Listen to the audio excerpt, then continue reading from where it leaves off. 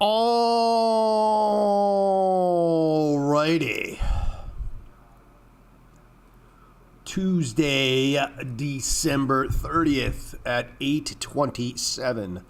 There is some econ, I think, coming out today. Let's see. Red Book at 8:55. House Price Index. And Schiller Case. 9:45 Chicago PMI. 10:30. Blah, blah, blah. Baker Hughes rig counts coming out today. I guess because of the holiday. Yeah.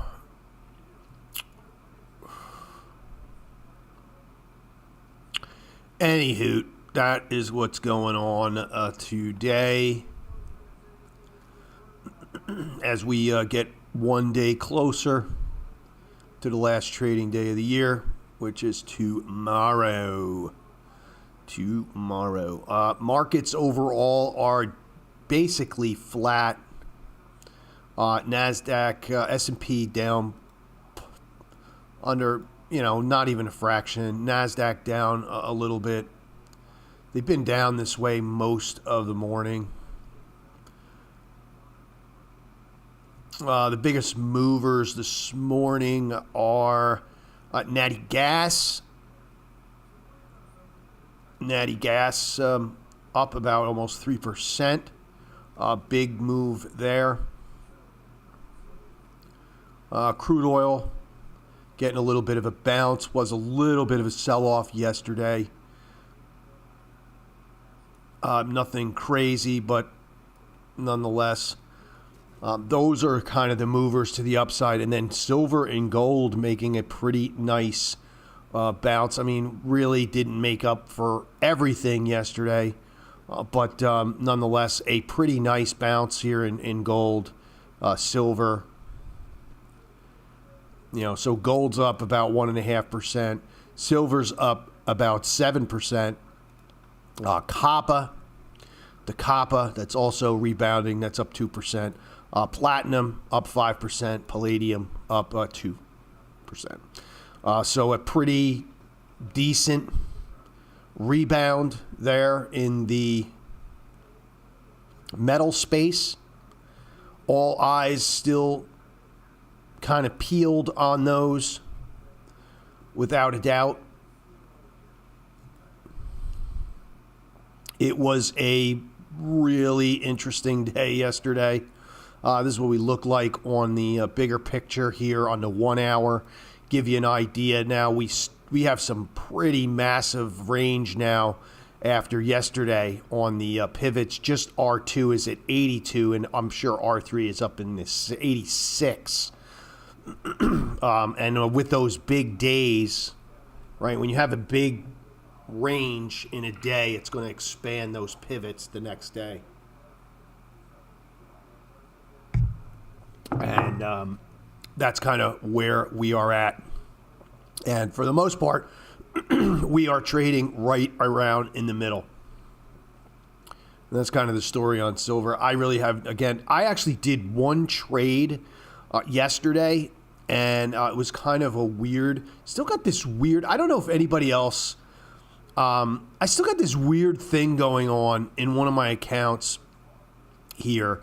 All of a sudden, like late last week, it's showing that year to date I'm down $3,000, and there's no way I'm down $3,000 in here.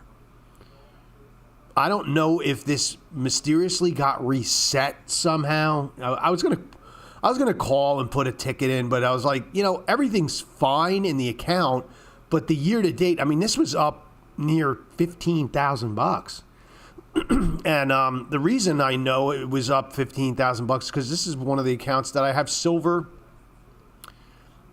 and gold in. I mean, you can see I have some massive gains in here, but I have a decent amount of silver and gold in there, and I don't get it. I don't understand. All of a sudden, it's showing that, and I just thought that was weird. And so I don't know if it got some kind of weird reset in the background. I don't know. Who knows? I mean, as long as the balance is right, that's all I really care about, honestly. But I just think that's weird, and it's been showing that way since last week. Since it was the day before Christmas.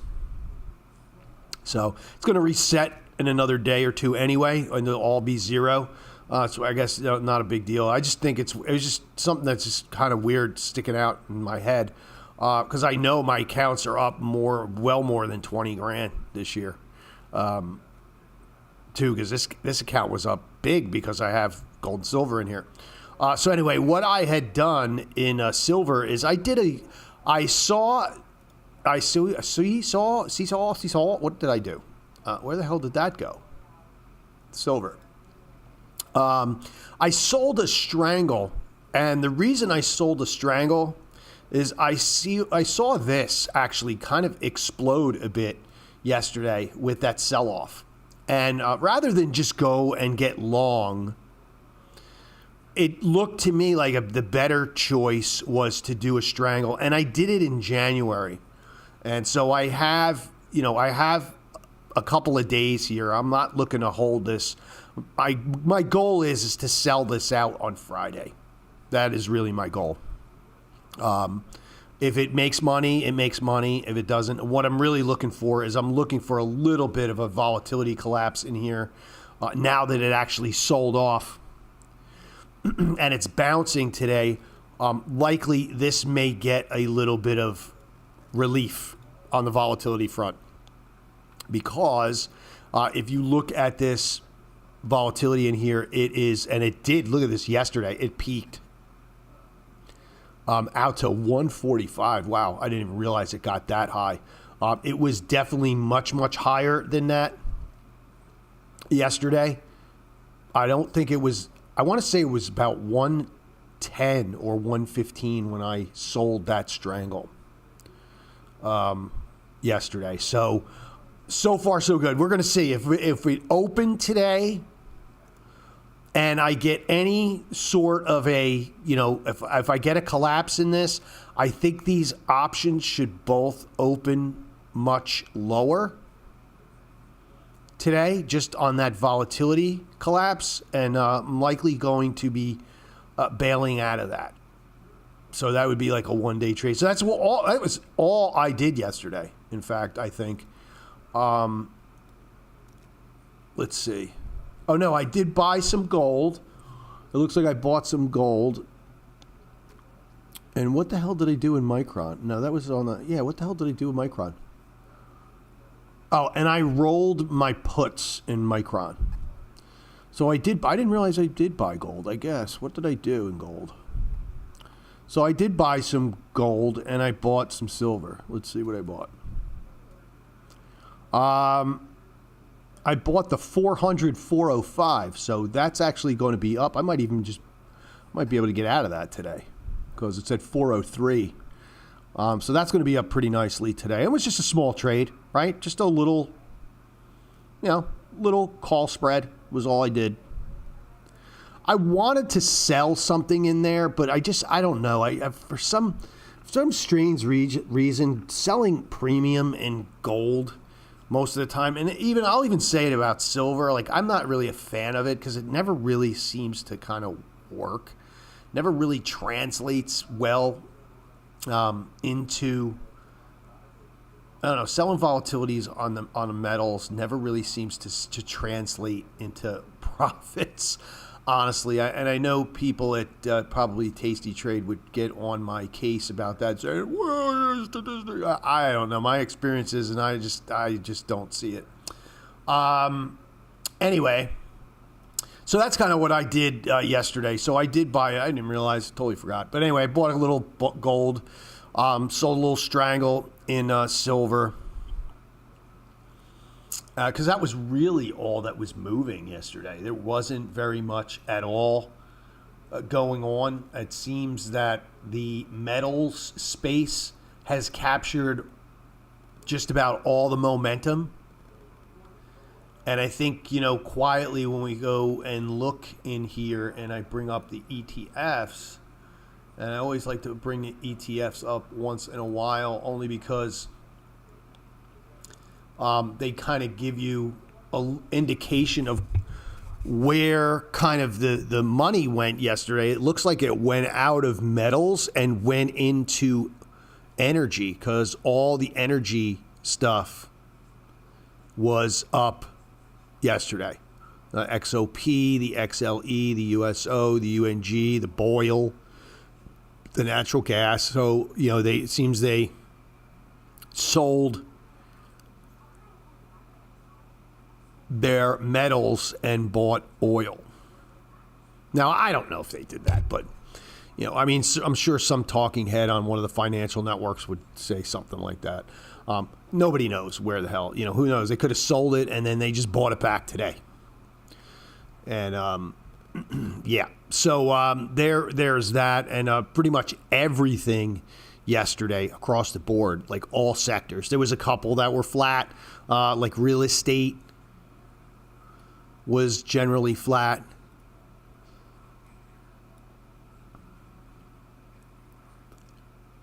Insurance, consumer discretionary,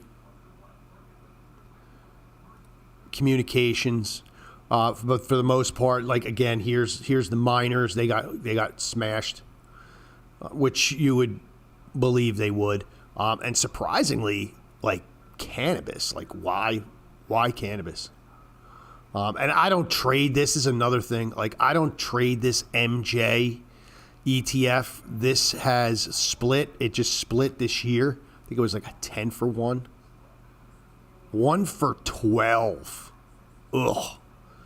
Absolute biggest piece of garbage. I mean, I would clump this thing in with the UNG. Same sort of thing with this. I won't touch this. I put it up here just, it's more of an indicator than it is anything else. So anyway, those were the things that kind of got hammered across the board. It was pretty much everything kind of took a little bit of a beating. And we'll see. It looks like today that's going to be the complete opposite. Right, here's extended hours. And in the extended hours, it looks like everything that was, for the most part, getting hit. But outside of, it looks like natural gas is also getting a bid today as well. But many of the metals and the mining stuff actually bouncing. As far as the tape, not much going on there. I'm looking right now. It looks like all the majors are off a bit. We got Oracle down, Netflix down a little percentage, Apple's down.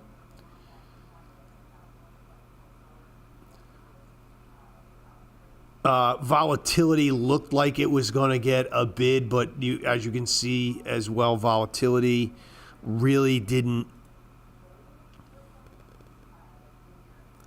Volatility did not spill over into the broader markets at all. We're still sitting at about a 16.55 on the cash and the VIX, or that's the VIX future.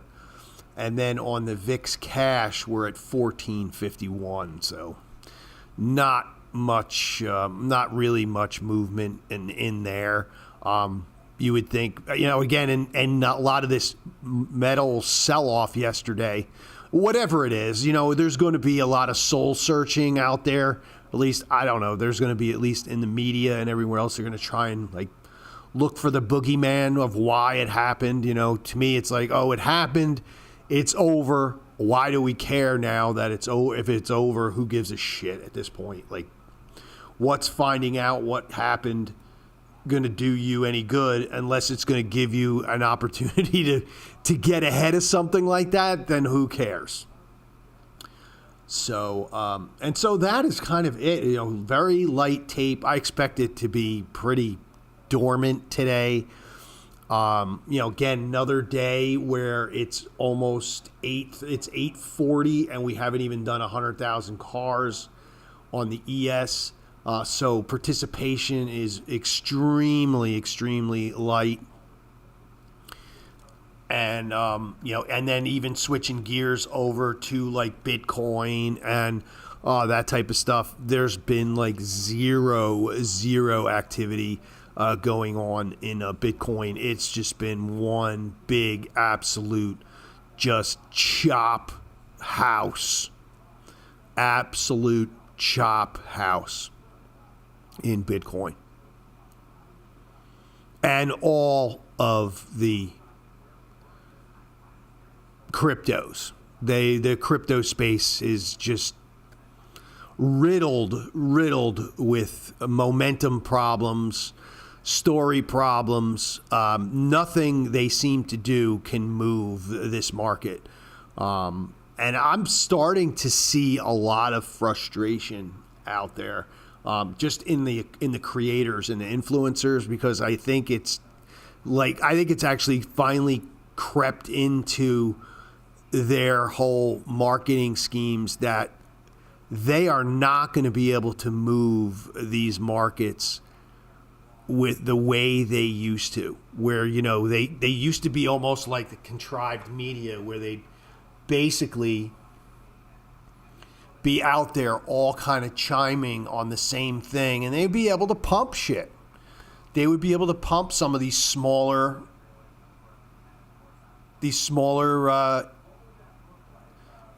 digital assets, you know, the Solanas and those, the Cardanos. They would be able to move those, at least to a point where you could physically see it. And I think they've actually reached frustration level where, you know, these people with millions of followers are out there, you know, well, you know. And then I saw one person has like 2 million, he's like 2 million or 3 million followers on YouTube.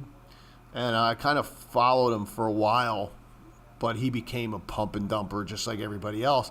He's talking about Peppy Coin, and I'm like, oh my God. I mean, you talk about trying to find like content, and I'm like, oh my God, now you're talking about Peppy Coin? Oh my God. So I think that's really what's going on. I've talked about it before. I think that is really the issue with the crypto space. It's not what everyone had wanted it to be. And that is it. And it is nothing more than a risk-on asset that, you know, some have some capabilities and this, that, and the other thing. But for the most part, as a group, it's just a risk-on asset. And that went through a really horrible year. And I don't know, quite honestly, if it goes through another year like it did this year, it could really, it could damage the space for quite some time. So anyway, that is that. And so I wish I had more, but I don't. So with that being said, you know, light day today. Trade them tight. Don't do anything stupid. And try and get to the end of the year in the green. So have a good one, and I will be back.